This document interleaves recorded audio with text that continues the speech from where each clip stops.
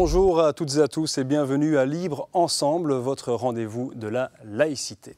Le prix international Henri Lafontaine qui consacre tous les 2 ans une personnalité ou une association ayant contribué à la défense du libre examen, de la justice sociale, de l'humanisme ou du féminisme a été attribué cette année à l'association Cartoonists for Peace. C'est une association qui a été créée par Plantu, le dessinateur de presse du journal Le Monde, et qui rassemble divers caricaturistes venus de pays différents comme le Venezuela, les États-Unis, la Belgique, la France, le Burkina Faso, l'Algérie ou encore Israël et la Palestine. Ils ont tous comme point commun de lutter contre l'intolérance et ils se retrouvent au cœur d'un documentaire qui s'intitule Caricaturistes, les fantassins de la démocratie. Nous avons eu le plaisir de rencontrer la réalisatrice de ce documentaire ainsi qu'un des caricaturistes. Vous allez le voir, il s'agit d'une langue bien pendue et d'une plume bien trempée.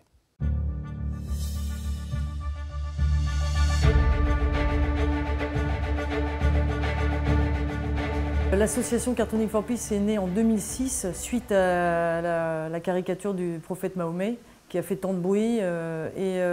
C'est donc Plantu et Kofi Annan qui ont créé au siège des Nations Unies à New York une association pour réunir des caricaturistes et en fait aborder le thème de la liberté d'expression, jusqu'où on peut aller dans le respect des croyances d'autrui. Voilà, c'était ça. We have to face the fact that sometimes there is tension, if not contradiction, between different values which in themselves are equally precious.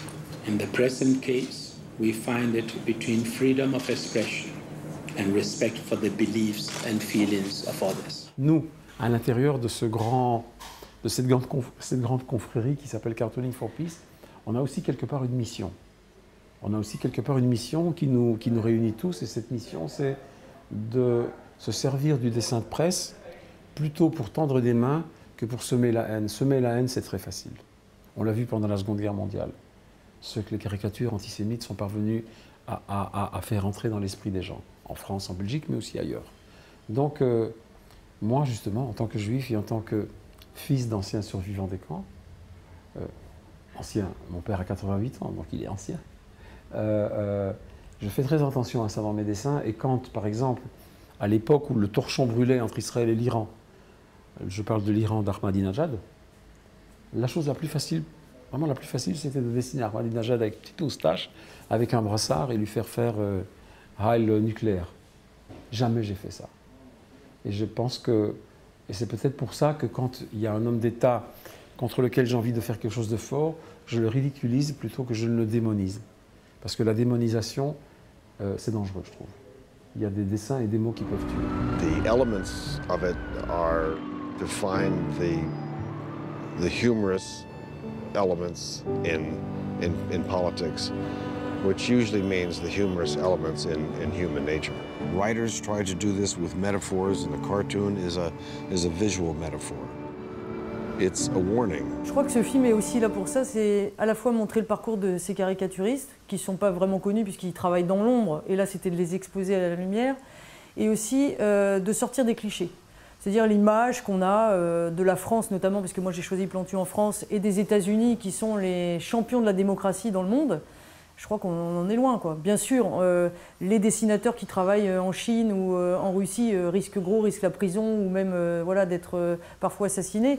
Mais en France et aux États-Unis, on est loin d'être les meilleurs, parce qu'il y a des pressions qui s'exercent du pouvoir politique, et maintenant beaucoup de l'actionnariat qui est dans les sociétés, notamment je parle des journaux et qui détiennent tous les moyens de communication, les télévisions, Internet, et qui font pression indirectement, en plus c'est jamais frontal, mais sur les dessinateurs pour leur dire « Attends, là il ne faut pas dessiner ça, ou alors on ne publie pas ton dessin. » Voilà. Михаил Златковский, Россия, карикатурист. В 1982 году у меня были большие неприятности с Комитетом госбезопасности. Он хотел меня посадить в тюрьму.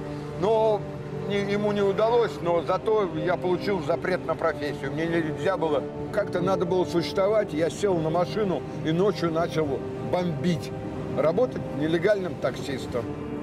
Я часто использую башни Кремля и Кремлевскую стену и образ Кремля в своих рисунках. Но только тогда, когда мне нужно было показать концентрацию власти. Я всегда его рисую как исчадие ада. La caricature a un impact. Nous, on s'en sert pour exprimer nos idées, mais on s'en sert aussi pour, au-delà des idées qu'on fait passer, au-delà des opinions qu'on exprime, pour informer d'une façon différente le lectorat de nos dessins. Et c'est vrai qu'elle peut, non seulement elle peut avoir une fonction éducative, mais moi je pense qu'un livre d'histoire aujourd'hui, un manuel d'histoire dans une école, pourrait éventuellement, mais je dirais même idéalement, être fait d'une page sur laquelle on a un contexte historique expliqué par un historien et en face deux caricatures de l'époque. Il faut parler seulement du 19e siècle à aujourd'hui, avant il n'y en avait pas. Une qui est partisane d'un point de vue et l'autre qui est partisane d'un autre. Par exemple, voilà, on célèbre les 100 ans de la guerre mondiale, de la Première Guerre mondiale. On pourrait mettre des caricatures sur la guerre mondiale, une caricature française face à une caricature allemande, qui se contredisent ou qui peut-être disent la même chose. Ce lieu, il est symbolique, mais aujourd'hui, dans nos têtes, c'est loin derrière nous. En fait, tout le monde est venu dans cette maison, tous les jeunes, les moins jeunes, les gens venaient visiter tout simplement la maison, rien que pour avoir une idée de où ces gens-là, où la famille, ou la belle famille, ou le clan de Ben Ali vivait.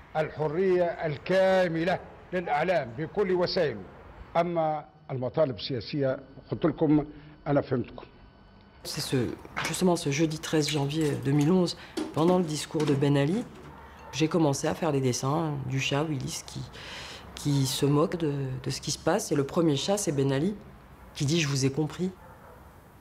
Et on s'est dit, voilà, pourquoi ne pas créer un profil nommé Willis from Tunis, parce que ça rime, c'est parti de manière totalement spontanée, et c'était destiné en fait à ma famille et à mes copains, pour les faire sourire à distance.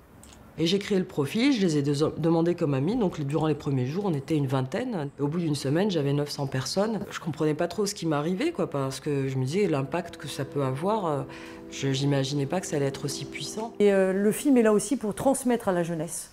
Je trouve ça tellement important que de prendre conscience, voilà, que des gens se sont battus pour ces libertés, qu'il faut maintenir, qu'il faut se battre. Alors les dessinateurs, c'est avec leur crayon, ils ont ce talent de savoir dessiner, mais on peut se battre avec un film, on peut se battre avec un reportage, on peut se battre dans son quotidien et dans la société de tous les jours. Je pense qu'il faut s'affirmer et il faut oser dire ce qui ne va pas. Les caricaturistes ne sont pas du tout les bouffons de la presse.